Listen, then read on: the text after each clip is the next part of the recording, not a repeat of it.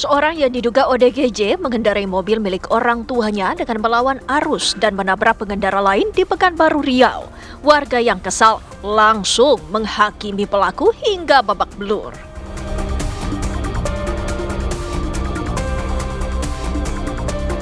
Polres Lampung Tengah menetapkan anggota DPRD Kabupaten Lampung Tengah sebagai tersangka dalam insiden tewasnya seorang warga yang terkena peluru nyasar saat pesta pernikahan.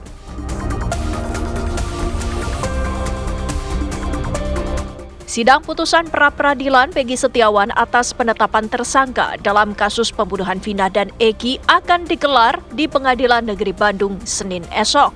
Lantas akankah gugatan pra-peradilan Peggy Setiawan akan dikabulkan ataukah sebaliknya ditolak oleh hakim? Saksikan ulasannya di Apa Kabar Indonesia Malam.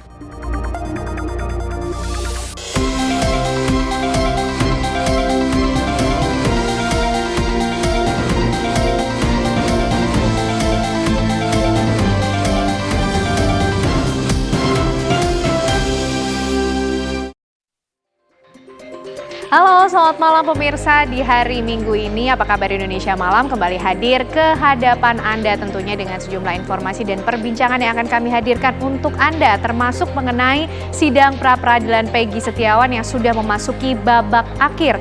Besok Senin rencananya ini hakim akan memberikan putusan yang artinya akan menentukan pula nasib dari Peggy Setiawan. Akankah penetapan tersangka Peggy Setiawan dalam kasus pembunuhan Vina dan Eki 8 tahun silam ini sah atau sebaliknya, dan apakah kemudian putusan Hakim Eman Sulaiman merupakan putusan yang terbaik bagi Peggy Setiawan maupun juga bagi Polda Jawa Barat? Kita akan membahas selengkapnya di Apa Kabar Indonesia Malam hari ini. Ya, betul sekali. Selain tadi tema yang disampaikan Ken Ana, nanti saya Putri Villa juga akan memberikan data fakta mengenai perjalanan panjang kasus yang menimpa Peggy Setiawan, termasuk juga kasus tewasnya Vina dan Eki. Semuanya kami sajikan secara lengkap di Apa Kabar Indonesia Malam akhir pekan kali ini.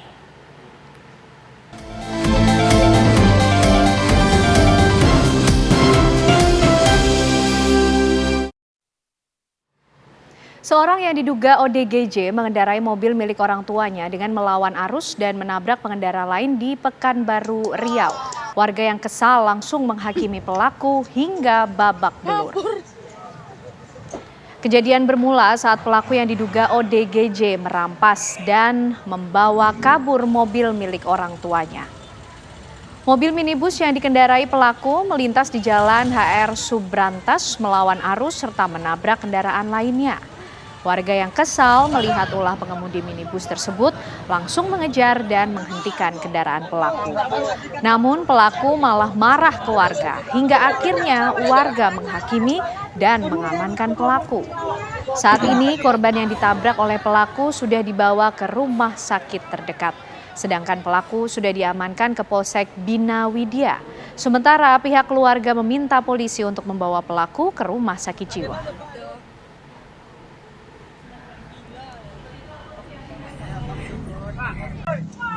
Angkat sampai hampir sampai di Pekanbaru, ya, tibanya di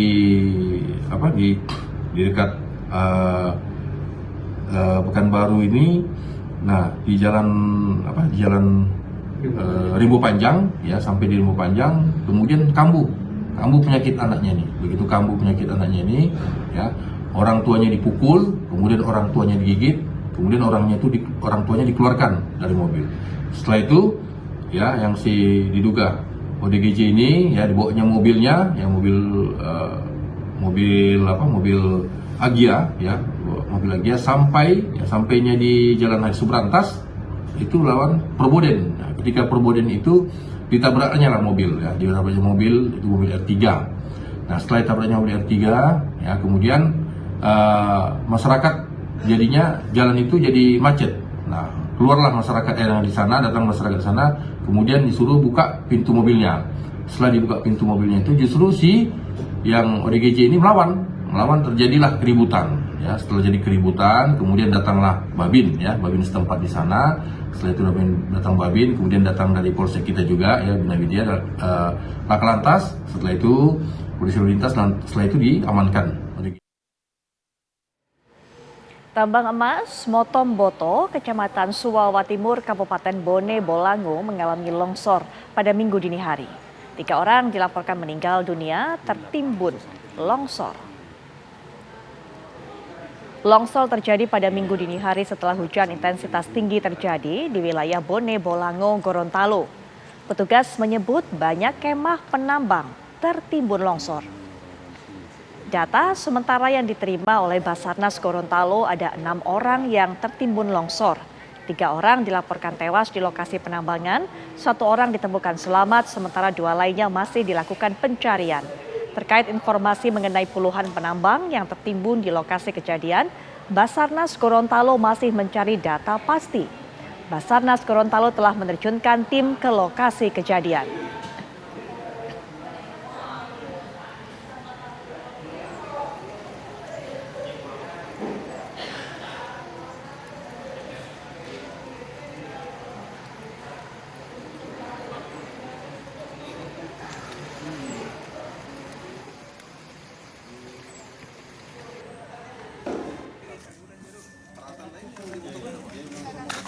Tadi saya dapat info dari lapangan, siapkan kantong mayat.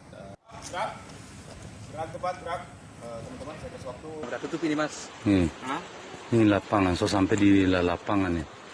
Kalau cuma jatuh Ya, pemirsa, untuk mengetahui bagaimana kemudian peristiwa ini terjadi dan perkembangan terkini, kami ajak Anda, pemirsa, untuk bergabung dan bisa mengetahui informasi di sana. Selamat malam, Pak. Saat ini bagaimana kemudian informasi terbaru mengenai proses pencarian maupun juga evakuasi dari korban tambang emas longsor ini?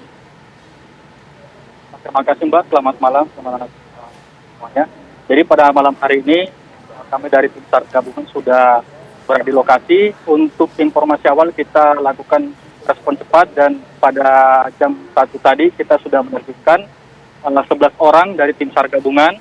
Kemudian sore hari kita kirim 11 orang pula dari tim SAR gabungan dari Brimob, begitupun dari SAR, Mbak.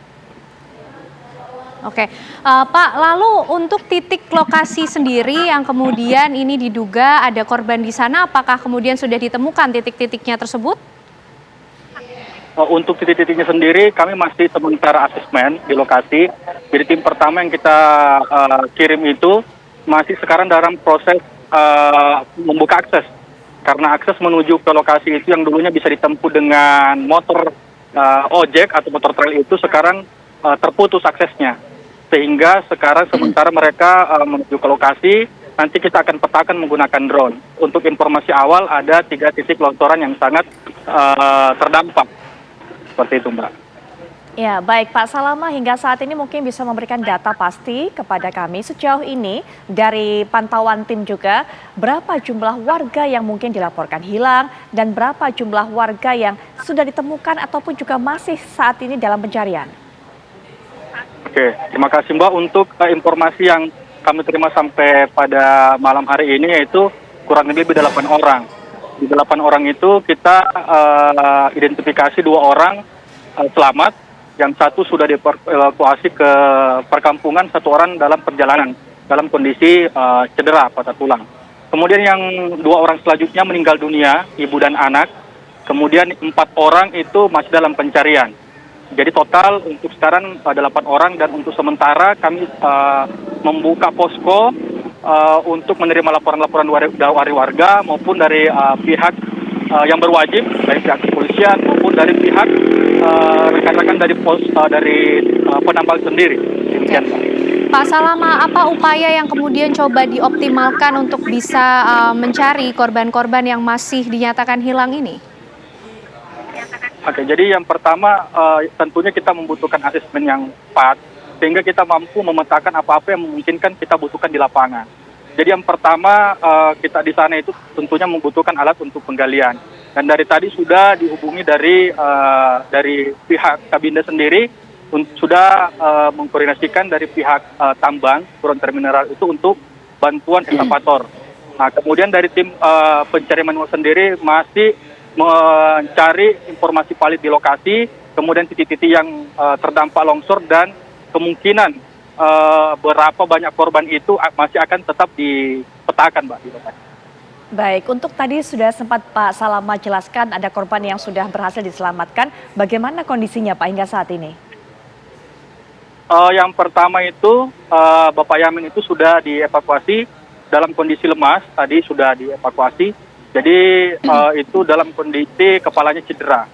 Yang pertama. Kemudian yang kedua ini yang dalam perjalanan itu dalam keadaan cedera fraktur atau patah tulang di kaki. Dan yang lain-lain itu masih dalam proses perjalanan, Mbak. Demikian. Baik, Pak Salama, terima kasih sudah memberikan informasi kepada kami sejauh ini. Dan semoga proses pencarian warga yang saat ini masih dinyatakan hilang bisa berlangsung dengan lancar, Pak. Segera ditemukan. Sekali lagi terima kasih, Pak, waktunya. Selamat malam, Pak Salama. Selamat malam, Mbak. Terima kasih. Ya pemirsa, kita ke informasi berikutnya. Ratusan rumah di kawasan Candulan, Cipondoh, Tangerang, Banten terendam banjir setinggi 60 cm. Banjir yang merendam ratusan rumah di kawasan ini membuat sebagian warga harus mengungsi. BPBD Damkar Kota Tangerang dibantu Damkar UPT Batu Ceper menurunkan 26 personil dengan 4 perahu karet untuk membantu mengevakuasi warga. Banjir disebabkan luapan Kali Angke, Bendungan Polor yang tidak bisa menampung debit air saat turun hujan deras. Sekitar 50 jiwa warga terpaksa harus mengungsi di pelataran rumah pemotongan hewan yang lokasinya berada di dataran lebih tinggi.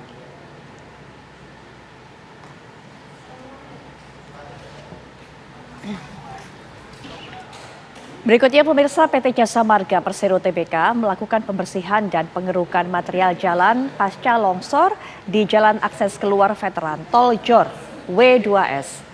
Warga informasikan tebing tol di kawasan ini sebelumnya juga pernah longsor lebih dari 1 kali.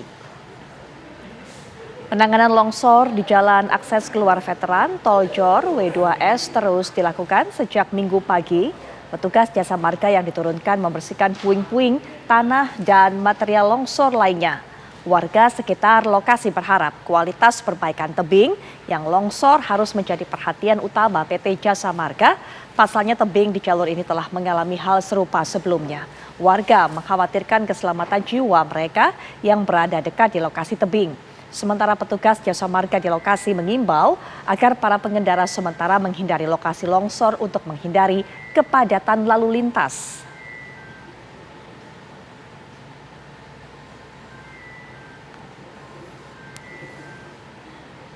Polres Lampung Tengah menetapkan anggota DPRD Kabupaten Lampung Tengah sebagai tersangka dalam insiden tewasnya seorang warga yang terkena peluru nyasar saat pesta pernikahan. Ya, polisi pun mendalami legalitas kepemilikan senjata tersangka.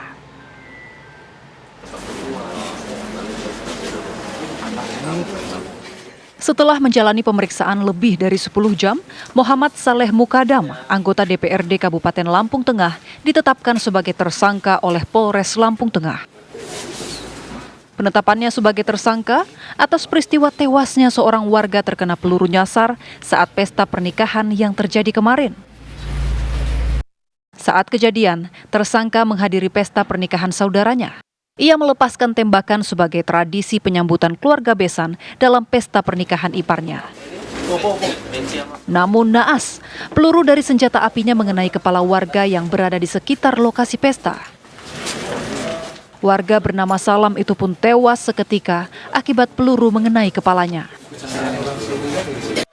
Polisi kemudian mengamankan anggota DPRD Lampung Tengah tersebut dan menggeledah 3 rumah dengan lokasi berbeda, yakni 2 rumah di Kabupaten Lampung Tengah dan 1 rumah di Kota Metro Lampung.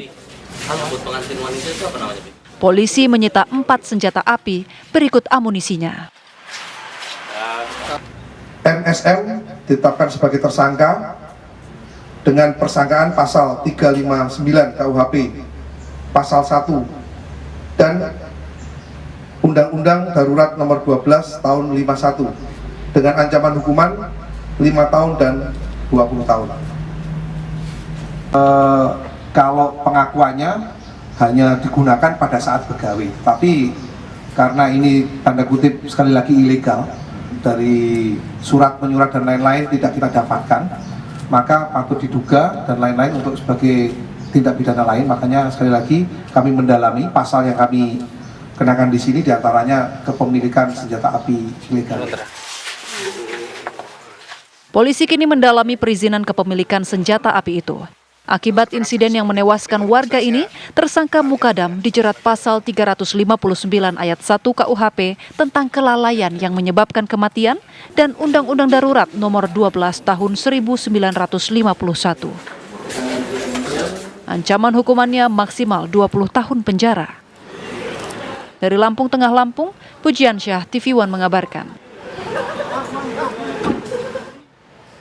Ya, pemirsa, sidang putusan pra-peradilan Peggy Setiawan atas penetapan tersangka dalam kasus pembunuhan Vina dan Eki akan digelar di Pengadilan Negeri Bandung Senin besok. Lantas, akankah gugatan pra-peradilan Peggy Setiawan akan dikabulkan? Ya, Anda bisa menyaksikan perbincangannya sekaligus juga analisa dari para narasumber bersama Ken Ane yang akan hadir saat lagi. Pastikan Anda masih bersama kami.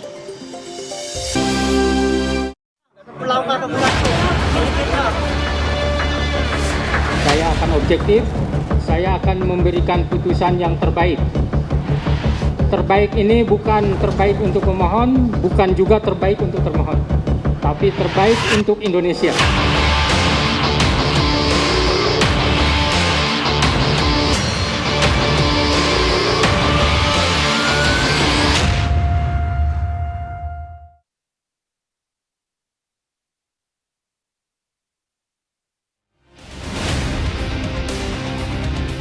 Sidang pra-peradilan Peggy Setiawan tersangka pembunuhan Vina dan Eki memasuki tahap akhir.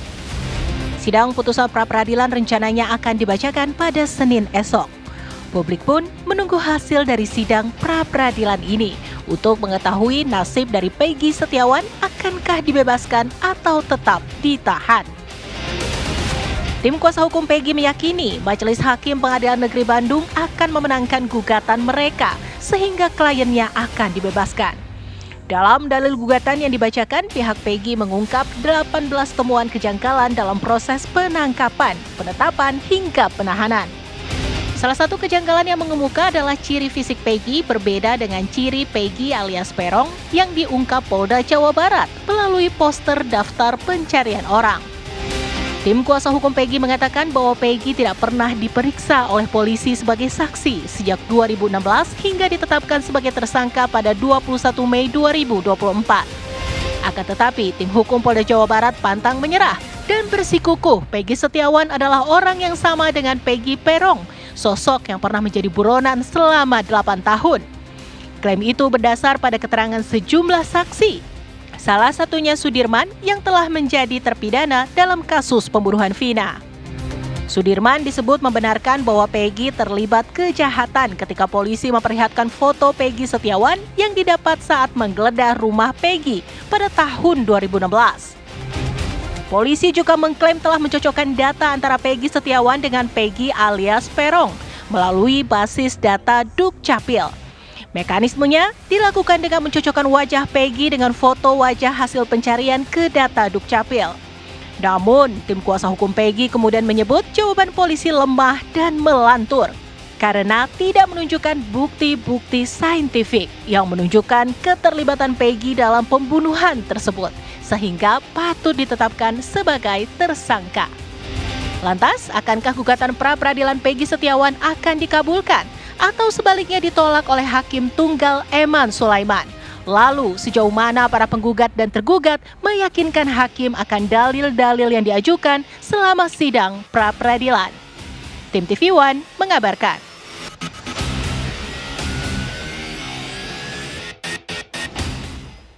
Ya, pemirsa, menanti janji objektif putusan pra-peradilan Peggy Setiawan yang tinggal menunggu jam saja. Besok Senin rencananya Hakim Tunggal Eman Sulaiman ini akan memberikan putusannya dan menentukan nasib dari Peggy Setiawan. Kita akan membahasnya malam hari ini bersama dengan para narasumber yang sudah hadir bersama saya di studio dan juga bergabung melalui Zoom. Di studio sudah hadir Irjen Pol Purnawirawan Benny Mamoto, Kepala Harian Kompolnas. Pak Benny, selamat malam. Selamat malam. Sehat ya Pak? Sehat. Dan juga hadir pula Pak Fredrik Yunadi, praktisi hukum kita. Pak Fredrik, segar sekali malam ini. Terima kasih. Sehat ya Pak? Sehat. Dan juga Pak Ahyar Salim, pakar hukum pidana kita malam. Pak Ahyar. Malam. Sehat ya Pak? Sehat. Dan bergabung juga melalui Zoom ada Tony RM, kuasa hukum dari Peggy Setiawan. Pak Benny, melihat rangkaian pra-peradilan yang sudah berlangsung dari kemarin Senin sampai Jumat, besok Pak yang kita nantikan putusan dari Hakim Eman Sulaiman. Tapi kalau dari Kompolnas sendiri melihat rangkaian yang ada ini seperti apa?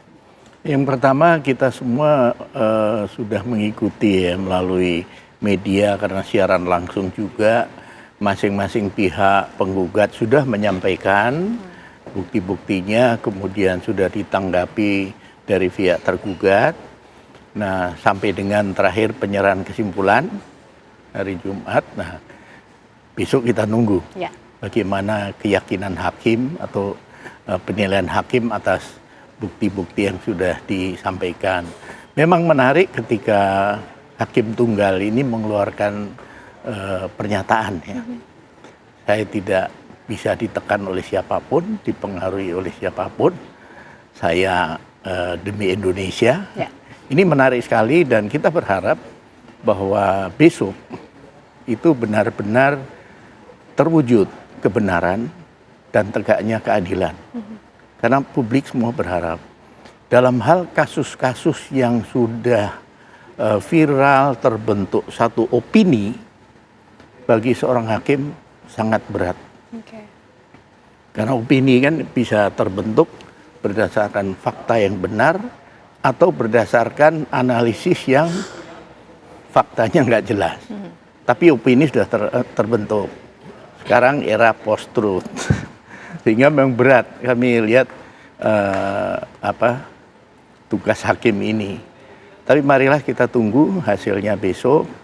Mudah-mudahan apa yang disampaikan pernyataan itu sesuai dengan kenyataannya dan semua pihak nanti bisa menerima dan bisa mendapatkan keadilan itu. Oke, kita tunggu besok Pak Ahyar. Tapi kalau dari sisi hukum pidana sendiri, dari rangkaian perjalanan pra-peradilan yang sudah berlangsung, ini semuanya sudah diberikan porsi yang adil sehingga benar-benar ini tinggal kita nantikan betul nih objektivitas dari Hakim Eman Sulaiman ini? Kalau saya lihat sudah. Jadi semua kesempatan sudah diberikan dalam tahapan jawab-menjawab dan masalah tahapan pembuktian. Tinggal ada pihak yang menggunakan kesempatan itu dengan seluruh alat bukti yang ada. Dalam hal ini pemohon yang saya perhatikan, saya amati, sedangkan termohon tidak menggunakan seluruhnya. Ya, dia hanya mengajukan seorang ahli. Saya tidak melihat, mungkin saja ada, mungkin saya tidak pas lagi nggak menonton, itu tidak ada saksi. Sementara pihak pemohon mengajukan saksi. Jadi ini nggak salah hakim. Hakim sudah memberikan kesempatan yang sama, mau dipakai atau tidak. Jadi itu kembali kepada masing-masing. Nah, ini kan kesempatan yang terakhir sidang kemarin sudah kesimpulan. Kesimpulanlah ini yang menurut saya akan sangat signifikan untuk menentukan arah putusan itu besok kemana. Karena kesimpulan ini adalah mereka mengolah para pihak ini. Dari dalil-dalil yang ada, dari bukti-bukti yang ada. Nah, apakah pertanyaan saya, itu hakim kemarin itu meminta list daftar alat bukti. Sejauh mana list daftar alat bukti itu digunakan oleh para pihak ini untuk mengatakan dalilnya dia terbukti dengan bukti yang mana? Untuk apa? Katakanlah P, pemohon biasanya ditandangkan P1 itu apa buktinya? Kalau termohon menggunakan T, apa? Dengan ini apa yang hendak mereka bantah, dalil yang mana? Nah, ini adalah di dalam kesimpulan, biasanya begitu. Nah, tinggal saya nggak tahu juga dalam kesimpulan para pihak ini gimana. Kalau dia bisa mengolah itu dari dalil, ini kan dalil-dalil aja dulu di dalam jawab-menjawab itu, banyakkan dalil memang ada bukti P segala macam disebutkan, tapi nanti tentu mereka kan saksi-saksi memberikan keterangan, ahli memberikan keterangan, mereka kuat yang mana, nanti mereka analisa mana yang memperkuat dalil, mana yang tidak. Apakah permohonan harus dikabulkan atau pihak termohon mengatakan berdasarkan fakta dan alat bukti yang terungkap dalam sidangan, termohon harus ditolak. Pasti dua sisi itu pastilah akan selalu ada dalam para pihak itu yang berperkara. Baik. Pak Fredrik, kalau sebagai praktisi hukum sendiri melihat ini masing-masing pihak sudah memaksimalkan kesempatan yang diberikan belum sih dari hakim? Kalau saya melihat, saya baca, saya mendengar, itu memang pihak termohon dalam hal ini, pihak Poldanya itu masih kurang maksimal. Tapi mungkin pihak pertimbangan Polda sudah cukup. Dari analisa yang saya lihat, apa yang diajukan oleh pemohon itu sangat minim sekali dan boleh dikatakan tidak memenuhi unsur. Ya, contohnya, saksi yang diajukan itu adalah saksi yang mengaku di depan sidang bahwa dia ingat suatu peristiwa yang terjadi 8 tahun yang lalu. Di mana manusia itu hanya 3 memori. Short memory, long memory, namanya hipertemesia. Hipertemesia itu adalah orang super cerdas, super beringatnya. Tiada seorang pun di dunia ini yang bisa mengingat 8 tahun, 10 tahun yang lalu, dia sedang ngapain. Yang suatu hal yang kecil loh, misalkan saya sedang minum kopi pada tanggal 17 Agustus tahun 2016. Nggak mungkin orang ingat. Karena kecuali hipertemesia, orang itu akan ingat segalanya dengan jelas. Sehingga keterangan yang disajikan oleh para saksi yang diajukan, seyugiganya, saya tidak tahu ya, apakah Polda sudah melakukan pemeriksaan dengan mendatangkan psikolog untuk diperiksa apakah mungkin dia itu memberikan kesaksian yang benar atau saksi yang telah disusun. Nah, kedua juga ada suatu hal yang tidak impossible menurut saya, pengalaman saya kan, menunjukkan bukti pembayaran slip gaji 8 tahun yang lalu. Saya nggak usah tanya Mbak sendiri 8 tahun yang lalu waktu di TV One slip gaji disimpan nggak? Nonsen orang menyimpan. Apalagi seorang kuli bangunan bisa menyimpan. Jadi keabsahan daripada itu kan bisa dicek. Suratnya itu tahun berapa kan kelihatan dari tinta puslever itu hebat sekali. Dia bisa mengecek menurut saya. Terus ketiga, saksi ahli yang diajukan oleh pemohon itu kan mungkin menurut saya kenal beliau ya, dia bukan ahli pidana. Nah, mungkin ya setiap orang, saya juga boleh ngaku saya ahli korupsi, ahli apa, kayak semua orang boleh ngaku ya. Tapi yang memberikan keahlian itu kan daripada akademis. Bukan saya yang memberikan, saya ini siapa, begitu kan. Kedua juga saya lihat waktu dalam sidang itu pemohon itu menyerang saksi ahli. Itu sangat tidak etis. Itu kan bahkan kalau saksi ahli dia bisa jadikan perkara pidana itu, menyerang namanya harkat martabatnya di depan sidang. Dan mereka dalam hal ini, mohon maaf ya, kemungkinan mereka itu lalai dan lupa. Dalam sidang pemeriksaan saksi ahli, dalam hal ini ahli itu hanya menjawab pada majelis hakim. Dia itu tidak mengadakan dialog. Pemohon atau penggugat atau tersangka atau jaksa boleh mengajukan pertanyaan 1001 macam pada ahli. Tapi ahli harus menjawabnya kepada majelis hakim atau hakim. Nah, dalam hal ini juga perlu diingatkan, pra-peradilan itu adalah mengikuti hukum acara perdata, bukan pidana. Kan? Dalam hal ini ya, yang jelas, pemohon itu kan adalah actori incumbet probadio. Dia itu harus bisa membuktikan bahwa orang ini adalah bukan namanya Peggy Peron, bukan dalam hal ini termohon yang membuktikan. Karena ini berlaku sesuai dengan 1863 KUH Perdata. Pemohon yang harus wajib membuktikan. Nah, dalam hal-hal demikian, saya melihat ya, mudah-mudahan nggak keliru kan.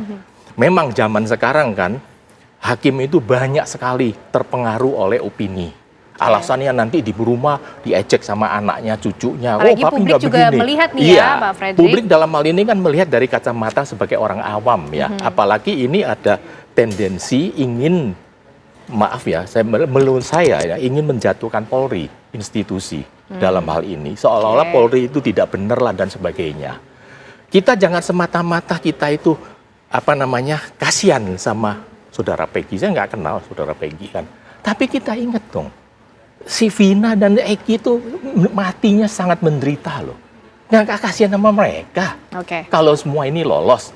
Soal dia lolos atau tidak, biar nanti hakim yang memutuskan. Kita jangan terlalu prejudice kan. Oh, negatif thinking, wah Polri nggak bener ini, nggak bener. Saya rasa itu sangat berkelebihan. Kalau saya lebih baik membawa sidang lah.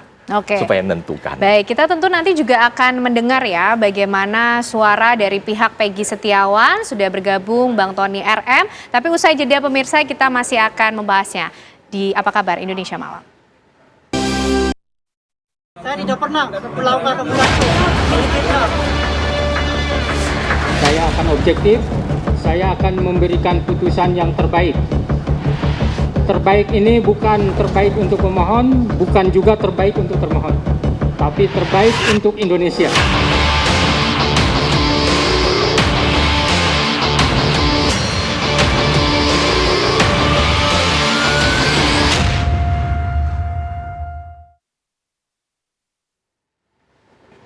Anda masih bersama kami di Apa Kabar Indonesia Malam, pemirsa. Kita akan lanjutkan perbincangan kita malam hari ini menanti janji objektivitas putusan pra-peradilan Peggy Setiawan. Sudah bergabung bersama kita juga malam hari ini ada Bang Tony RM, kuasa hukum dari Peggy Setiawan.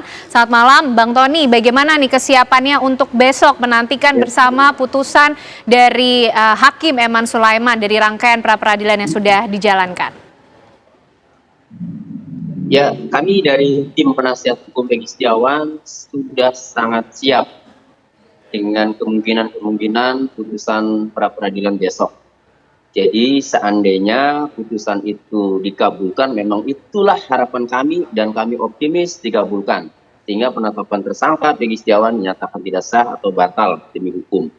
Sebaliknya, jika memang nanti hakim berpendapat lain atau menolak permohonan kami, maka kami akan siap berjuang untuk selanjutnya, yaitu membela Peggy Setiawan di pokok perkara, di mana nanti akan disidangkan di Pengadilan Negeri Cirebon.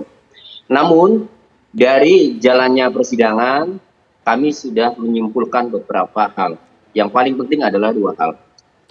Sebenarnya yang paling pokok adalah permohonan grup pra-peradilan ini untuk menentukan sah tidaknya penetapan tersangka. Dalam jawaban penyidik Polda Jawa Barat selaku termohon, ya, bahwa ia menetapkan tersangka Peggy Setiawan dasarnya adalah DPO. Nah, jadi dia tidak memeriksa dulu, tidak memeriksa sebagai saksi dulu karena Peggy Setiawan sudah DPO. Jadi buat apa diperiksa karena sudah DPO. Nah, ternyata setelah DPO dikaji, kami simpulkan bahwa penyidik Polda Jawa Barat dan menetapkan DPO Peggy Setiawan saat itu Andi, Dani, dan Peggy alias Peron. Peggy alias Peron yang dimaksud adalah Peggy Setiawan menurut pihak Polda, yaitu pada tanggal 15 September 2016. Nah, pada tanggal 15 September 2016, saat itu masih berlaku Peraturan Kapolri nomor 14 tahun 2012 tentang manajemen penyidikan tindak pidana. Dalam pasal 31 dijelaskan bahwa DPO itu harus tersangka. Jadi kalimatnya tersangka yang dipanggil guna pemeriksaan penyidikan perkara 3 kali, kemudian keberadaannya tidak jelas, maka dimuat dalam daftar pencarian orang dan dibuatkan surat pencarian orang. Jadi ada 2 unsur dalam penetapan DPO berdasarkan Perkapolri nomor 14 tahun 2012 itu. 1, harus tersangka, yang kedua telah dipanggil 3 kali secara patut, kemudian keberadaannya tidak jelas. Nah, dalam jawabannya dan dalam pembuktiannya, penyidik Polda Jawa Barat tidak mampu membuktikan bahwa Peggy Setiawan ditetapkan sebagai tersangka dan tidak mampu menunjukkan panggilan terhadap Peggy Setiawan. Nah, itu jelas berarti penetapan DPO pada tahun 2016 itu cacat prosedur atau cacat hukum, sehingga Peggy Setiawan tidak DPO. Kemudian bagaimana penetapan tersangka? Kalau Peggy Setiawan bukan atau tidak DPO, maka seharusnya Peggy Setiawan ini adalah orang yang dicurigai. Harusnya polisi melakukan penyelidikan terlebih dahulu. Faktanya 19 Mei 2024 penyidik mengeluarkan surat perintah penyelidikan lanjutan. Kemudian hari itu juga 19 Mei penyidik mengirimkan SPDP, surat pemberitahuan dimulainya penyidikan, kepada jaksa. Kemudian 21 Mei gelar perkara penetapan tersangka. Nah, 21 Mei ditetapkan tersangka, 21 Mei 2024 pukul 18 Peggy Setiawan ditangkap, kemudian diperiksalah sebagai tersangka. Tidak mampu membuktikan Peggy Setiawan diperiksa sebagai saksi, tidak ada. Sementara dalam putusan Mahkamah Konstitusi nomor 21 tahun 2014 dalam pertimbangannya di halaman 98, selain memiliki 2 alat bukti untuk menetapkan tersangka tersebut, seseorang harus diperiksa dulu calon tersangkanya. Begitu bunyinya. Nah, ini tujuannya biar berimbang untuk menghormati hak asasi manusia. Nah, tidak diperiksa sebagai saksi sebelum ditetapkan tersangka, ini syarat mutlak. Ini terjadi dulu Pak Budi Gunawan. Pak Budi Gunawan, kenapa rapidnya dikabulkan? Karena memang beliau tidak pernah diperiksa sebagai saksi, langsung saja tersangka karena dia muka Polri, itu kan mungkin ada kepentingan, bisa saja. Sehingga hal itulah kemudian dikabulkan. Nah, kemudian dikeluarkanlah putusan Mahkamah Konstitusi nomor 21 tahun 2014 tersebut. Nah, akhirnya perluasan objek pra peradilan yang semula penetapan tersangka tidak masuk, akhirnya masuklah dalam putusan Mahkamah Konstitusi tersebut. Ini terjadi dengan Peggy Setiawan, sehingga kami menyimpulkan ya, ada syarat formil yang tidak ditempuh, yaitu pertama penetapan deponnya tidak sah, ya. Kemudian yang kedua tidak dilakukan pemeriksaan Peggy Setiawan sebagai saksi. Hal itulah yang membuat kami yakin, ya, penetapan tersangka terhadap Peggy Setiawan ini cacat prosedur, dan insya Allah kami yakin permohonan kami dikabulkan, penetapan Peggy Setiawan dinyatakan tidak sah atau batal demi hukum, begitu. Ya, Pak Beni mungkin menanggapi 2 poin kesimpulan ya yang disampaikan oleh Bang Tony RM sebagai kuasa hukum dari Peggy Setiawan, termasuk juga Pak Beni dulu kan juga mantan penyidik, Pak, kalau kita bicara soal bagaimana prosedur penetapan tersangka ini. Ya, pertama begini, ingin kami sampaikan bahwa kasus ini pertama kan yang sudah divonis, sudah inkrah, ini satu urusan yang diproses begitu lama. Kemudian ada yang baru, yaitu masalah Peggy dan 2 orang lainnya. Nah, dalam konteks ini kami melihat dan kami sudah mencoba untuk menganalisis proses penanganan dari awal ini memang banyak kelemahan. Dari pendekatan secara saintifik, sebagian tidak dilakukan, sehingga ada ruang untuk para tersangka ini kemudian mencabut keterangannya dan sebagainya. Padahal ketika CCTV ada, kemudian secara jelas motornya siapa saja, plat nomornya, berapa orang, kemudian sperma bisa diperiksa, kemudian hasil otopsi apa. Kalau itu semua dilakukan secara maksimal, nggak akan terjadi seperti ini. Nah, berikutnya berbicara masalah kasus yang sekarang untuk Peggy ini kan ada proses, muncul film, viral, ribut, baru ini dibuka. Nah, di sini ada rentang waktu yang cukup panjang, sehingga di tengah publik menanti, mempertanyakan mana ini, menjawab film itu, disitulah penyidik kemudian mencoba kerja keras untuk secara maksimal melakukan hal-hal ini. Tetapi sekali lagi, karena ada kelemahan-kelemahan di awal, contoh DPO biasanya kalau tidak ada fotonya, ada sketsa wajah. Sketsa wajah bisa dibuat karena saksi-saksi itu bisa ditanya satu persatu. Orangnya tingginya sekitar berapa, dikonfirmasi temennya. Sudah 2-3 orang, oke, jelas. Sketsa, ciri-ciri fisik, alamat, kemudian ditindaklanjuti dengan proses pencarian. Kesini-sini dibuat berita acara pencarian dan sebagainya. Kalau ini lengkap, ada semua, penyidik sekarang tinggal melanjutkan. Nah, ini tidak. Saya tidak membayangkan kalau saya jadi penyidik dapat warisan kondisi seperti ini. Pusing. Nah, oleh sebab itu kami juga sudah menyampaikan ke jajaran Polri, tolong kasus-kasus lama yang belum terungkap, cold case, itu dibuka kembali sekarang, dicek kembali kelengkapannya dan sebagainya. Soal pembunuhan ASN di Semarang, soal mahasiswa UI yang tenggelam di danau, kemudian pembunuhan mahasiswa di Bogor, tolong ini dibuka kembali. Jangan menunggu nanti publik meributkan masalah ini dan nanti tergagap-gagap. Kami cek berapa kali turun ke lapangan, kasus ini gimana, begitu digelar kami pertanyakan, barang bukti ini di mana? Nah, mulai. Ini di mana? Nah, mulai. Karena estafetnya tidak dilakukan sesuai dengan ketentuan. Ketika ganti direktur, ketika ganti penyidik, ini harusnya pelimpahannya itu jelas. Nah, kunci berikutnya adalah pengawasan atasan. Ini menjadi penting. Oleh sebab itu, apa yang dilakukan oleh tim penyidik yang sekarang, kami lihat ya memang kemudian setengah mati.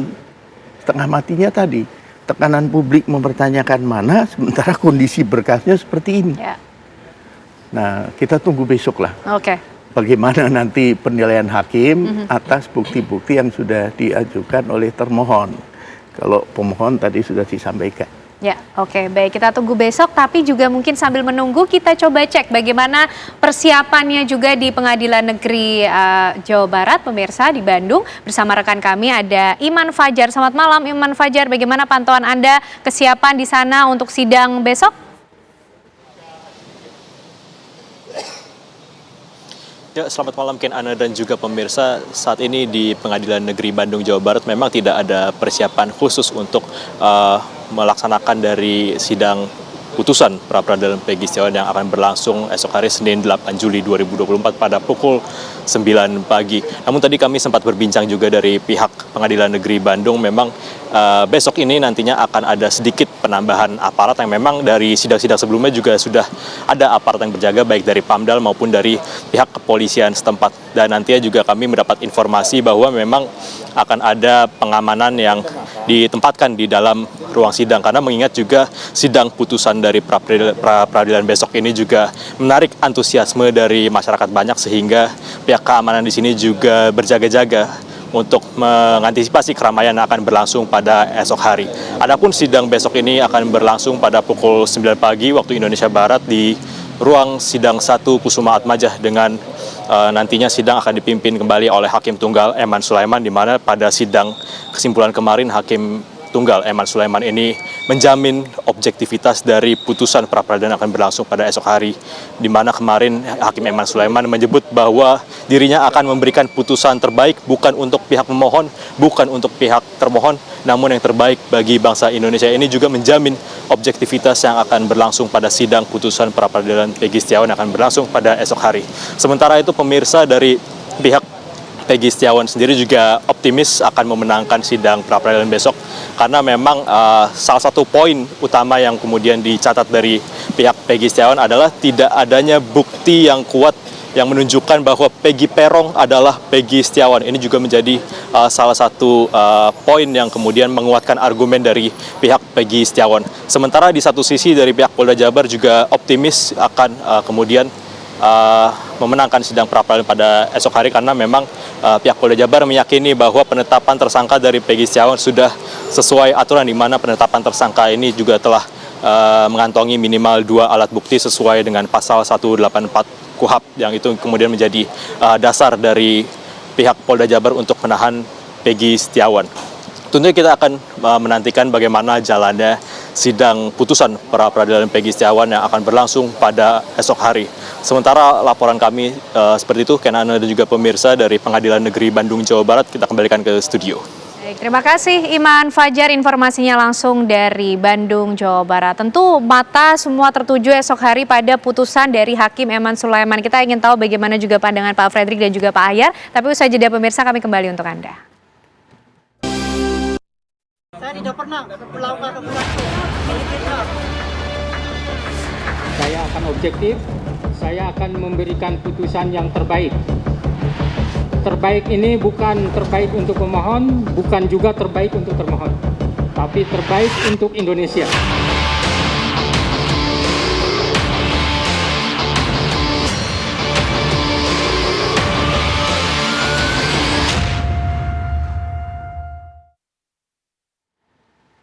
Ya pemirsa, sebelum kita lanjutkan perbincangan dengan para narasumber yang sudah hadir bersama saya malam hari ini, kami juga memiliki informasi untuk Anda pemirsa, di mana saksi ahli hukum pidana ini menjelaskan jejaring sosial sebagai alat bukti dalam menetapkan tersangka dalam persidangan Peggy di Pengadilan Negeri Bandung, Jawa Barat pada 4 Juli 2024 lalu. Saudara mengatakan bahwa Facebook itu tidak masuk dalam bukti surat, tapi dia masuk dalam bukti petunjuk. Kalau yang kemudian Facebook masuk adalah masuk dalam bukti petunjuk, maka saudara ahli, saya mau merujuk kepada pasal 188 ayat 2 untuk mempermudah ahli menjawabnya, maka saya akan sedikit membacakan. 188 ayat 2. Petunjuk sebagaimana dimaksud dalam ayat 1 hanya boleh diperoleh dari keterangan saksi, surat, keterangan terdakwa. Jadi hanya 3 dasar, keterangan saksi, keterangan terdakwa, dan keterangan surat.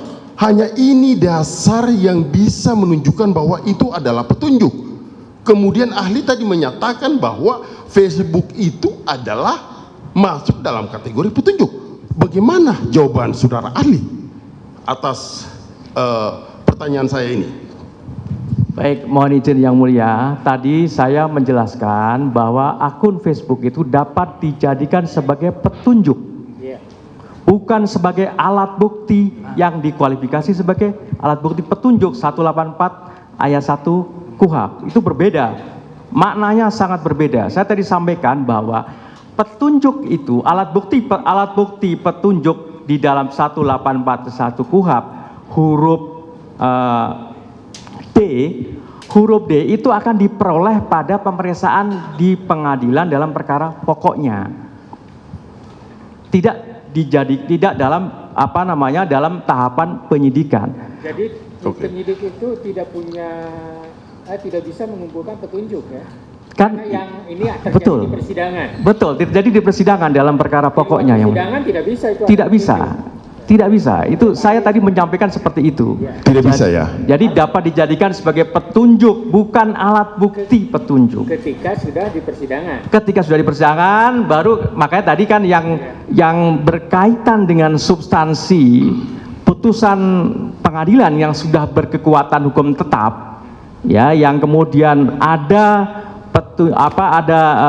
di dalam pertimbangannya yang menyebut adresat DPO dan seterusnya itu sebagai petunjuk bagi penyidik untuk kemudian ditindaklanjuti untuk mencari dan menemukan alat bukti.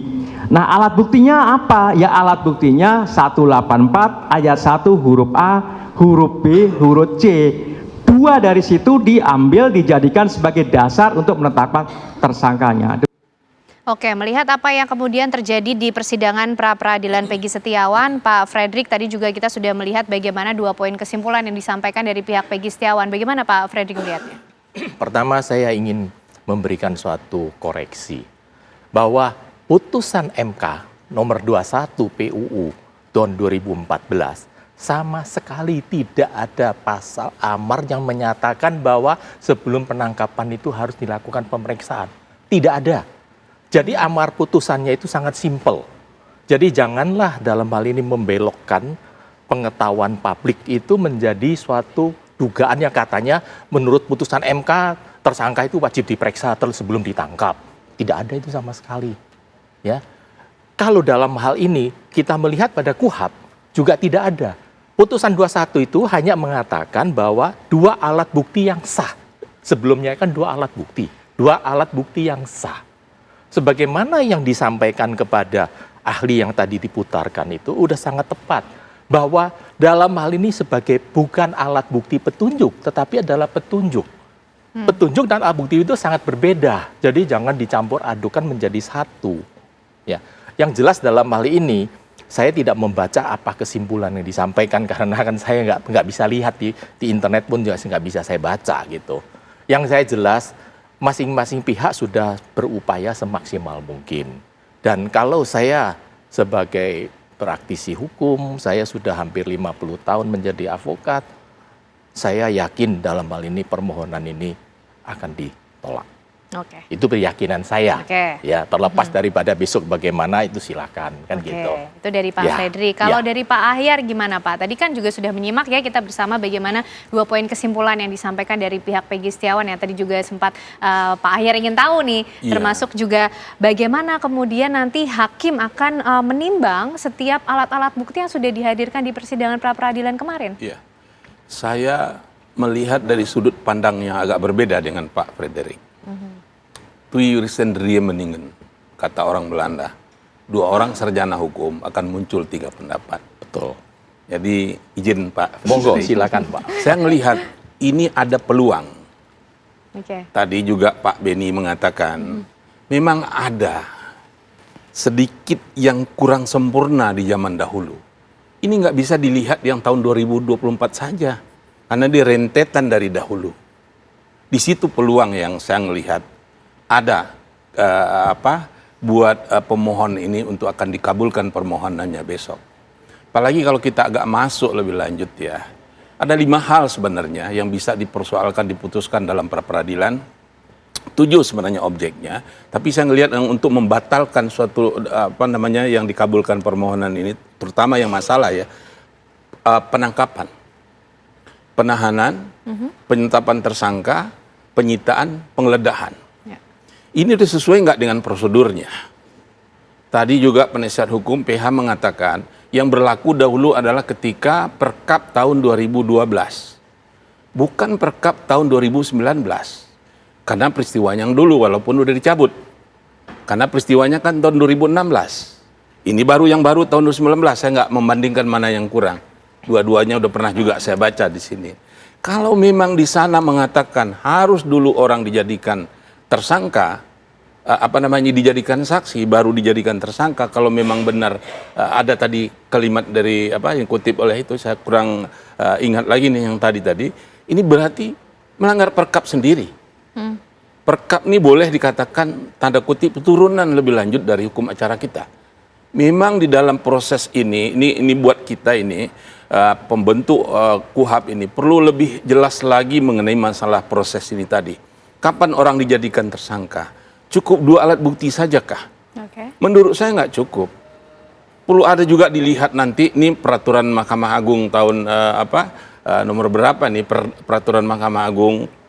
Dia mengatakan 2 alat bukti itu adalah yang formalnya saja, tidak masuk ke materialnya. Tapi tentu juga ada dilihat 2 alat bukti ini apakah diperoleh dengan sah atau tidak. Harus itu. Yang kedua, apakah 2 alat bukti ini ada relevannya nggak dengan tindak pidana yang disangkakan dilakukan oleh tersangka? Ada nggak relevansinya? Kalau nggak ada, menurut saya ini boleh kewenangan dari hakim mahkamah pra peradilan untuk menilai ini ada korelasi tidak. Contoh begini. Gimana kalau dalam kasus pembunuhan, terlepas dari kasus ini, ada suatu kasus pembunuhan. Digeledah rumahnya, diambil sertifikat tanah. Kemudian dapat lagi ada BPKB mobil. Juga ada orang yang jadi saksi katakan, kamu kenal nggak desa? Oh iya, saya kenal. Orangnya tuh jahat, misalnya. Ada 2 alat bukti kan? Apa kaitannya dengan pembunuhan? Jadi harus dinilai juga. Nah, apakah alat bukti yang dikatakan oleh pihak penyidik sekarang ini yang ada nggak korelasinya di situ? Saya bertanya-tanya dengan ada pengembalian kasus dari jaksa, peneliti kepada kepolisian. Dikatakan di situ, mudah-mudahan saya nggak salah nih Pak Frederick, dia bilang tidak lengkap baik secara formil maupun material. Kalau formil ini tuh berkait tentang tata cara. Berita acara selama ini ada nggak? Dilakukan nggak itu? Yang tadi yang Pak Beni katakan ada yang mungkin kayaknya keliwat gitu ya. Itu ada di situ. Kemudian ada nggak prosesnya ini segala macam tata cara yang dilihat segi formalitas. Juga termasuk sebenarnya di dalam formil itu adalah identitas. Beliau sudah mengatakan di dalam acara pra peradilan lebih banyak mengambil hukum acara perdata. Tetapi ini memang gabungan. Kalau di perdata mengatakan istilah penggugat tergugat. Kalau ini pemohon termohon. Jadi gabung antara pidana dengan terpidana. Kan permohonan banding, permohonan kasasi kan begitu ya. Itu yang dilihat. Tetapi ada yang namanya yang pertama status orang. Status persona standi in judicio. Identitas. Ini di dalam kalau pasal berapa? 143 berapa Pak Andri? Itu mengenai masalah surat dakwaan harus memenuhi 2 syarat formil dan material. Di dalam formil itu harus juga dilihat jenis kelamin, tempat tinggal, segala macam identitas di situ. Nah di sini, itu yang saya katakan tadi, kalau sekiranya nih PH-nya bisa menggunakan alat bukti putusan Mahkamah Agung yang udah inkrah dari PN yang dulu itu, kan katanya ada perbedaan. Nama berbeda, ciri-ciri berbeda, alamat berbeda. Ini yang diperiksa dalam pra peradilan ini adalah formalitas. Ini kan berbeda memang. nama berbeda, alamat berbeda kalau nggak salah kan? Tentu kan secara formal, inilah yang menurut saya, kalau sekiranya nanti dikabulkan, saya melihat kans itu ada di atas angin. Lebih dari 50%. Orang kan banyak 50-50 nih. Nah, ini kalau Pak beraninya Benny nggak 50. mungkin mau beliau. Pak Frederick tadi sudah nggak malu-malu. Saya kan nggak ada salahnya. Nggak ada berkepentingan sebagai akademisi. Kita ngelihat bagaimana sih penegakan hukum kita yang benar. Oleh karena itu, kalaupun ini nanti dikabulkan, ini nggak perlu kehilangan muka pihak polisi. Besok bisa dilanjutkan lagi karena dia belum daluarsa. 18 tahun kasusnya untuk mencari, ada yang meninggal, pembunuhan berencana, daluarsanya itu adalah 18 tahun. Jadi perbaiki lagi nanti kekurangan yang ada itu tadi, jadi nggak perlu berkecil hati. Itu menurut saya. Jadi ada beberapa hal lagi yang saya lihat sebenarnya nih kan ada peluang di situ, tapi biarlah berbagi dengan yang lain nanti. Menarik nih, sudah mulai membaca. Oh, nanti Pak Frederick, masih ada lagi waktunya kita, tapi ditahan dulu. Termasuk nanti Bang Tommy, kita pengen tahu juga nih bagaimana kemudian melihat peluang-peluang yang tadi sudah disampaikan oleh Pak Ahyar. Tapi ditahan dulu, sesaat lagi pemirsa, Apa Kabar Indonesia Malam masih akan kembali untuk Anda.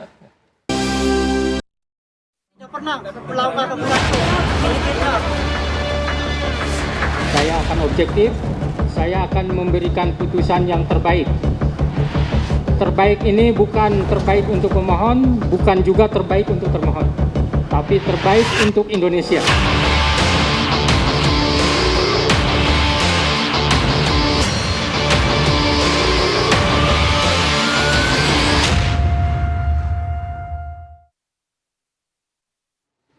Oke, menarik ketika sudah mulai membaca peluang bagaimana putusan dari Hakim Eman Sulaiman besok, pemirsa. Sekarang giliran Bang Tony RM nih, gimana nih melihat peluang-peluang besok yang akan terjadi dari putusan Hakim Eman Sulaiman?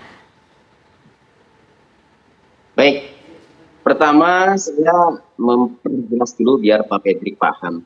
Yang saya jelaskan itu pemeriksaan sebagai calon tersangka ya, sebelum ditetapkan tersangka itu bukan di amar putusan. Kalau di amar putusan itu memang hanya mengabulkan atau memperluas objek pra-peradilan yang semula penetapan tersangka itu tidak masuk, akhirnya jadi masuk objek pra-peradilan itu.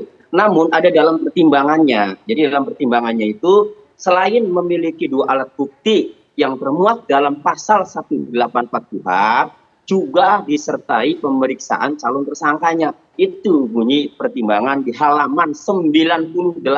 Pak Frederick nanti buka ya. Oke, saya sepakat dengan Pak Prof. Ahyar ya. Memang tadi ada beberapa hal itu yang prosedur ditempuh atau tidak. Penyitaan itu jelas ya. Baik dari jawaban yang diuraikan maupun dari bukti surat. Tidak pernah ada dalam penyitaan Suzuki Smash tahun 2016 yang 3 hari setelah kejadian ya. Ini peluangnya. 3 hari setelah kejadian disita itu tidak ada izin ketua pengadilan. Jelas itu. Nah, kemudian penetapan tersangka juga jelas ya. Jadi gini, kami sudah semua mengamati Hakim Tunggal Pak Eman itu sebenarnya sudah kompeten, sudah tahu ilmunya untuk memutus perkara ini. Makanya pertanyaan yang paling penting terhadap 2 ahli, baik ahli pemohon maupun ahli yang dihadirkan oleh termohon, pertanyaannya itu ada 2 poin yang paling penting. Pertama, prosedur penetapan DPO dijawab oleh ahli dari pihak pemohon Pak Suhandi Cahaya itu harus dipanggil dulu sebelum ditetapkan DPO kan itu. Nah, berapa kali pemanggilannya? 2 kali kata pemohon, kata ahli dari pemohon ya Pak Suhandi. Nah, kalau dipanggil tidak datang, baru kemudian ditetapkan DPO setelah memang keberadaannya itu tidak diketahui. Ahli dari termohon Pak Prof. Agus Surono juga sama menjawab pertanyaan hakim itu ya, harus ada pemanggilan kalau tidak tertangkap tangan. Nah, ini persoalannya kalau tidak tertangkap tangan, ini tidak tertangkap tangan berdasarkan LP Parudiana. Nah, dijawablah sama. Berapa kali panggilannya? 2 kali. Jadi sepakat. Kemudian faktanya tidak ada surat pemanggilan sehingga DPO yang ditetapkan oleh Polda Jawa Barat pada tanggal 15 September 2016 itu bertentangan dengan Perkapolri nomor 14 tahun 2012 pasal 31 di mana DPO itu harus tersangka dan harus dipanggil dulu. Nah, ini faktanya penyidik tidak mampu membuktikan di persidangan. Nah, kemudian penetapan tersangka juga yang paling penting yang terakhir ya. Itu sama ya, ketika putusan Mahkamah Konstitusi ya, nomor 21 tahun 2014 dalam pertimbangannya harus diperiksa calon tersangkanya, ahli juga mengatakan demikian ya. Nah, faktanya tidak mampu membuktikan surat panggilan maupun surat pemeriksaan maupun BAP pemeriksaan Peggy Setiawan sebagai saksi atau calon tersangka dalam bahasa pertimbangan putusan Mahkamah Konstitusi itu. Sehingga kami menyimpulkan sangat yakin, sangat optimis pra peradilan kami permohonannya ini akan dikabulkan dan penetapan tersangka terhadap Peggy Setiawan akan dinyatakan batal demi hukum. Masing-masing pihak boleh memiliki keyakinan. Pak Beni mungkin menutup singkat juga menanggapi apa yang juga sudah keyakinan-keyakinan yang tentunya dipegang oleh masing-masing pihak dan harapannya tentunya untuk putusan Hakim Eman Sulaiman besok nih Pak Beni. Ya, harapan kami tentunya apa yang sudah disampaikan oleh Hakim Tunggal, pernyataan tadi tidak akan ke sini, tetapi untuk Indonesia ini bisa diwujudkan dengan betul-betul sudah menilai apa yang diajukan masing-masing pihak sehingga kebenaran dan keadilan bisa ditegakkan. Itu yang penting. Itu yang penting. Pak Fredrik tidak kalah singkat dengan Pak Beni? Siap. Menurut saya, satu, apa yang disampaikan pada Pak Ayal tadi, masalah soal pra-peradilan itu ada menurut hukum perdata, katanya di tengah-tengah. Pemohon dan termohon itu dalam mengajukan penetapan juga pemohon dan termohon. Kalau pidana itu adalah tersangka dan jaksa penuntut umum atau terdakwa. Dalam hal ini yang jelas, kalau dalam hal ini misalkan diambil daripada hukum acara pidana sama, actori incumbit onus probandi. Jadi jaksa itu wajib membuktikan, bukan tersangka yang menyatakan dia tidak salah, tapi lu buktikan saya salah. Sama dengan ini, dalam hal ini pemohon wajib bisa membuktikan bahwa ini bukan Peggy, tapi bukan caranya begitu. Misal dan dengan tadi mohon izin Pak ya, tadi bilang ada dari jaksa dikembalikan dengan P18 atau P19, saya nggak tahu kan ya, saya tidak izin baca. Kalau tidak memenuhi syarat formil maupun material kan, itu kan kita harus dilihat itu pembukaannya selalu begitu. Tapi bawahnya disebutkan nomor 1 apa, nomor 2 apa, petunjuknya itu ada. Jadi saya tidak bisa memberikan suatu kesimpulan atau prediksi bagaimana. Ya, yang jelas menurut saya yang disebutkan pasal 21 Perkap itu yang 2019 tadi yang disebutkan itu saya tadi baru buka, belum tidak ada katanya kata-kata itu wajib diperiksa sebelum dijadikan tersangka. Nggak ada apa. Polisi itu selalu menangkap nangkap kalau memang 2 alat bukti yang cukup. Ya, bagaimana putusannya sebagaimana Pak Beni yang mengatakan ya, biarlah hakim ini memutus dengan hati nurani, bukan karena terpengaruh oleh opini atau ingin dapat muka pada masyarakat. Memutus kan dengan begitu. hati nurani bukan opini. Pak Hayat. Kalaupun besok dikabulkan permohonan pemohon, tentu jangan pihak kepolisian berhenti. Cari siapa orang pelakunya. Kalau cari terus. Karena ini meninggalnya tidak wajar, pasti ada diakibatkan oleh sesuatu. Ini masih ada waktu 10 tahun lagi untuk melakukan itu.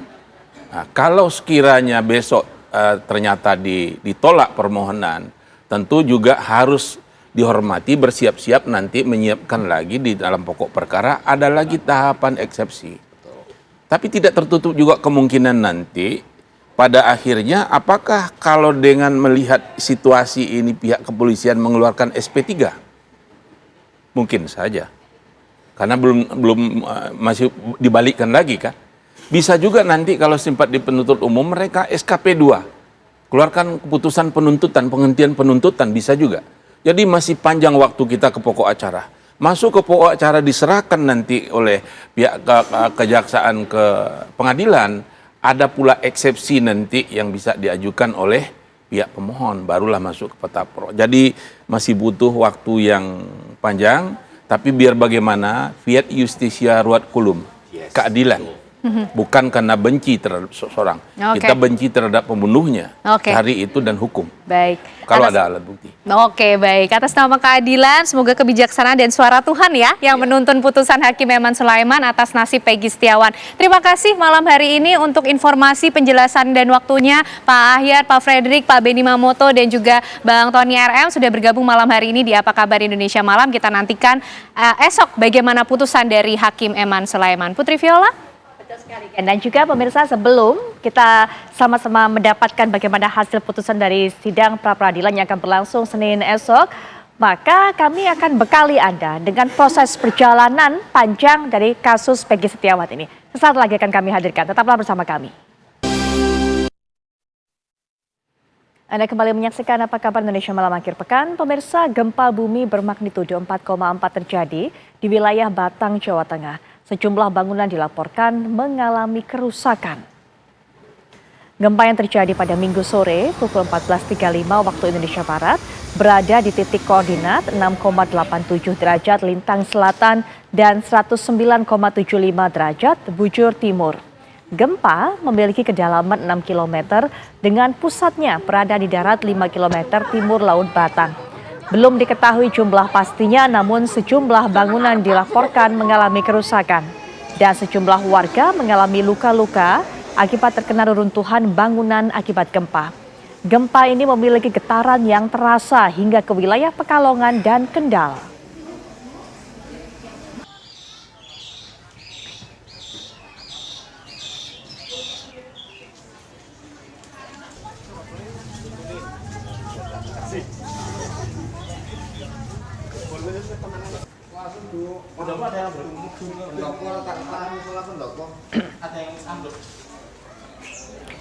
Dan pemirsa, untuk bisa mendapatkan informasi terkini bagaimana kondisinya, kita sudah terhubung dengan Kakansar Semarang, Bapak Budiono. Selamat malam Pak Budiono.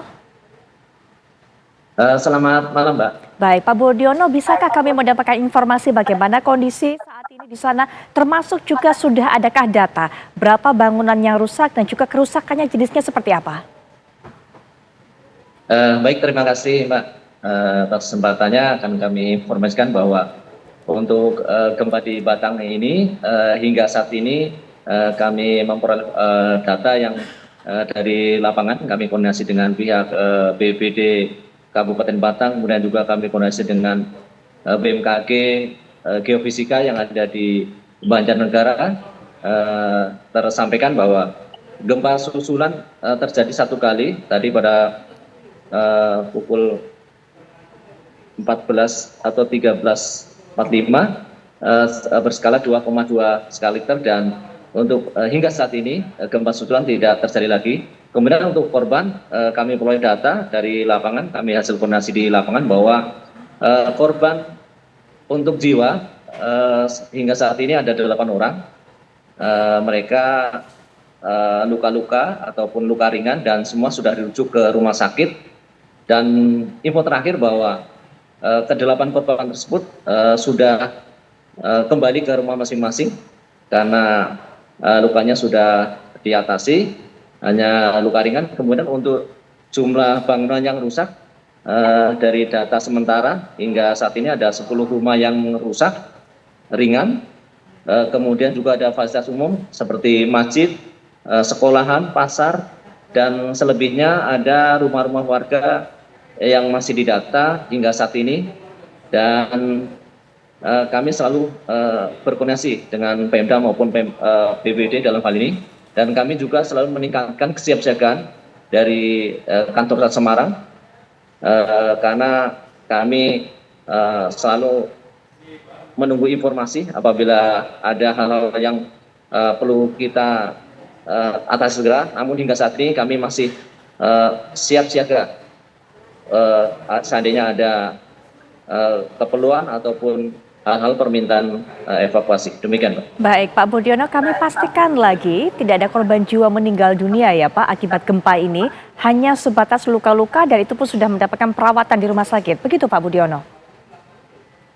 Benar sekali Mbak, jadi hingga saat ini memang tidak ada korban yang meninggal dunia, hanya luka-luka ringan dan hingga saat ini sudah teratasi dan sudah kembali ke rumah masing-masing.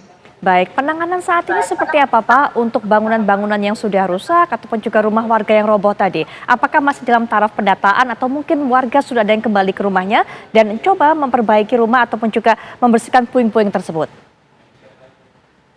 Ya, sebagian sudah kembali ke rumah, namun rumah yang agak berat yang sekiranya belum bisa ditempatin memang masih menunggu dari pihak Pemda. Dan saat ini juga pihak pemerintah setempat masih melakukan pendataan kembali. Kemungkinan masih ada rumah-rumah yang mengalami rusak. Namun demikian tadi hingga malam hari ini kami berkoordinasi hanya rumah ringan yang mengalami rusak dan belum ada penambahan dari data yang kami terima. Baik, Pak Budiono, terima kasih sudah meluangkan waktunya memberikan keterangan ini kepada kami. Selamat malam, selamat melanjutkan tugas, Pak. Terima kasih sekali lagi, Pak Budiono.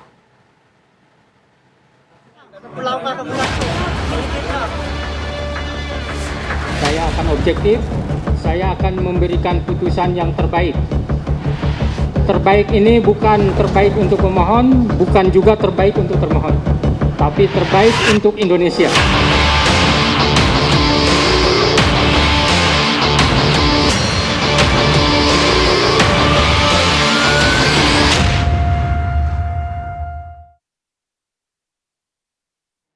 Pemirsa, sidang pra-peradilan Peggy Setiawan telah memasuki tahap akhir. Sidang akan dilanjutkan pada Senin esok dengan agenda pembacaan putusan pra-peradilan. Adu bukti dan saksi dihadirkan oleh tim hukum dari pihak pemohon dan termohon untuk meyakinkan kebenaran pada sang hakim. Nah, kita akan melihat beberapa fakta yang terjadi saat berjalannya sidang pra-peradilan Peggy Setiawan. Kami akan ajak Anda untuk bisa melihat. Yang pertama, polisi ini sudah memeriksa sebanyak 67 orang saksi dan 4 orang ahli dalam proses penyidikan kasus dugaan pemerkosaan disertai pembunuhan berencana dengan tersangka Peggy. Dalam proses persidangan pra-peradilan di PN Bandung, tim hukum Polda Jabar meyakini penetapan tersangka terhadap Peggy telah dilakukan berdasarkan kecukupan 2 alat bukti yang sah. Dan berikutnya Polda Jawa Barat juga sudah mengungkap seperti apa sebenarnya hasil tes psikologi forensik yang dilakukan selama ini dan juga sudah diungkapkan hasilnya pada saat proses persidangan pra-peradilan tersebut. Nah, ini Peggy memiliki kecenderungan berbohong dan sikap manipulatif. Tes psikologi forensik tersebut juga mengetahui profil psikologis tersangka mulai dari intelijensi, kepribadian, status mental. Berikutnya, kita juga akan lihat kuasa hukum Peggy hadirkan 5 saksi dalam sidang, di mana mereka ini adalah para ahli hukum pidana Universitas Jayabaya, Suhandi Cahaya, Suharsono alias Bondol, teman kerja Peggy semenjak tahun 2016. Kemudian Dede Kurniawan, teman main Peggy di Cirebon semenjak tahun 2015. Agus, pemilik proyek, dan juga Liga Akbar sebagai saksi di dalam BAP kepolisian. Suhandi Cahaya, ahli hukum pidana, ditanyai mengenai prosedur penetapan seseorang sebagai tersangka. Nah, menurutnya harus ada minimal 2 alat bukti untuk menetapkan seseorang menjadi tersangka. Dan kita juga akan lihat bahwa tim pengacara Peggy ini juga menyinggung jika penetapan kliennya oleh polisi sejatinya bertentangan dengan peraturan perundang-undangan. Sebabnya sejak proses penyelidikan kasus pembunuhan terhadap Vina dan Eki Cirebon yang terjadi tanggal 27 Agustus 2016 silam, hingga saat Peggy ditetapkan sebagai tersangka, kliennya tak pernah diperiksa oleh polisi. Kita lihat sosok hakim tunggal di pra-peradilan Peggy Setiawan dalam kasus Vina dan Eki di Cirebon ini, yaitu Eman Sulaiman, yang mengatakan bahwa akan memutuskan gugatan pra-peradilan ini secara objektif dan adil. Kita juga sudah dengarkan tadi bagaimana pernyataannya. Kami akan bawa Anda kembali untuk bisa mendengarkan seperti apa pernyataan dari Hakim Eman Sulaiman ini yang ingin mewujudkan keadilan bukan kepada pemohon, bukan hanya kepada termohon, tapi untuk Indonesia. Saya akan memberikan putusan yang terbaik. Terbaik ini bukan terbaik untuk pemohon, bukan juga terbaik untuk termohon, tapi Baik, pra-peradilan Peggy Setiawan yang dinanti sejatinya digelar pada Senin 24 Juni kemarin, namun pihak termohon dalam hal ini Polda Jabar tidak hadir dan sidang pun ditunda 1 minggu ke depan. Nah, publik mungkin bertanya-tanya mengapa Peggy yang telah ditetapkan sebagai tersangka pembunuhan Vina dan Eki mengajukan pra-peradilan. Inilah dia. Karena memang berdasarkan keterangan kuasa hukum Peggy ada sejumlah hal yang melatar belakangi pra-peradilan diajukan, antara lain adanya kejanggalan dalam penangkapan Peggy. Peggy ditangkap tanpa adanya bukti yang cukup kuat dan hanya mengandalkan kesaksian yang dianggap sumir. Tentu menjadi tantangan bagi penyidik untuk dapat membuktikan hal ini keliru. Selain itu, kuasa hukum juga kecewa jika penangguhan penahanan Peggy ditolak kepolisian. Alhasil Peggy tetap ditahan penyidik Polda Jabar hingga hari ini. Kuasa hukum juga berpendapat jika Peggy tidak terlibat dalam kekerasan ataupun pembunuhan Vina dan Eki pada 2016 lalu. Terlebih pada saat yang bersamaan, Peggy disebut berada di Bandung untuk bekerja sebagai buruh bangunan. Sejumlah saksi dan bukti disiapkan untuk memperkuat hal ini. Kuasa hukum juga menyebut jika pada 2016 polisi hanya menyita motor Peggy tanpa melakukan pemeriksaan. Disebutkan Peggy Setiawan saat tahun 2016 memiliki sebuah motor berwarna pink yang kemudian disita penyidik Polresta Cirebon. Namun hingga saat ini keberadaan motor yang dimaksud tidak pernah dimunculkan penyidik.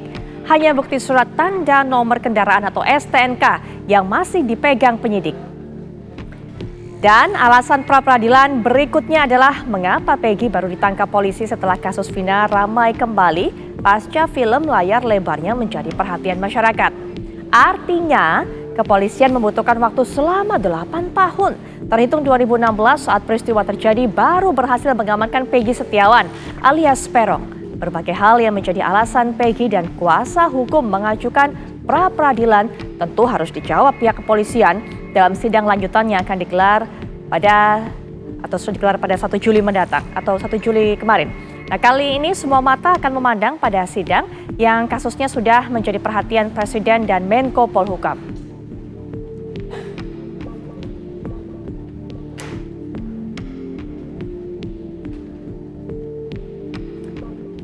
Pemirsa, diduga hilang kendali saat berkendara sebuah mobil pickup tanpa muatan tabrak sejumlah pengendara motor. Kami sajikan kabar selengkapnya setelah jeda berikut ini. Pemirsa, seorang suami tega menganiaya istrinya hingga terkapar di Probolinggo, Jawa Timur. Pelaku langsung diamankan polisi. Akibat luka yang dialaminya, Arofah, 18 tahun, menjalani perawatan di Rumah Sakit Rizani Paiton, Probolinggo, Jawa Timur. Sementara sang suami Zainul Arifin, 24 tahun, berhasil diamankan polisi ke Polres Kabupaten Probolinggo. Diduga kuat, pelaku melakukan aksi kejinya karena cekcok faktor ekonomi. Sebelumnya pelaku bahkan pernah dilaporkan ke polisi akibat kasus penganiayaan terhadap korban. Namun laporan dicabut kembali.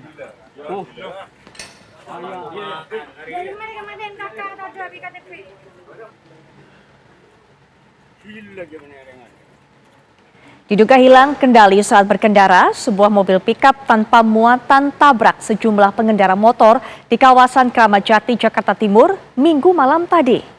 Akibat benturan, sang sopir kini terjepit kabin pengemudi serta mengendara motor luka-luka. Dan pemirsa, Anda melihat proses evakuasi sopir mobil pickup yang terjepit di kemudi setir berlangsung dramatis dilakukan oleh petugas damkar usai menabrak sejumlah pengendara motor di Jalan Lejen Sutoyo, Kramat Jati, Jakarta Timur. Sebelumnya mobil pickup bernomor polisi 9060 TAH melaju dari arah Pedati menuju PGC Cililitan. Setibanya di kawasan, pengemudi hilang kendali dan menabrak dua pengendara sepeda motor, satu diantaranya merupakan petugas kepolisian. Akibat kecelakaan ini 4 orang yang terdiri dari supir, kernet mobil pickup, serta 2 pengendara sepeda motor mengalami luka-luka. Keempatnya dilarikan ke Rumah Sakit Polri Kramat Jati untuk mendapat penanganan medis.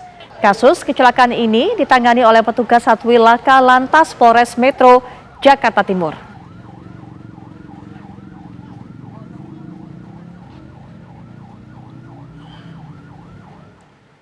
Ribuan rumah warga di Kecamatan Gegesik, Kabupaten Cirebon, Jawa Barat terendam banjir pada Minggu siang. Banjir merendam ribuan rumah warga di 3 desa di Kecamatan Gegesik dengan ketinggian hingga 1 meter. Banjir juga merendam jalur Provinsi Cirebon Indramayu dengan ketinggian mencapai 50 cm. Banjir diperparah akibat meluapnya Sungai Songket. Nah, banjir kali ini merupakan yang terparah dalam 5 tahun terakhir. Sebagian warga memilih bertahan di rumahnya hingga banjir surut.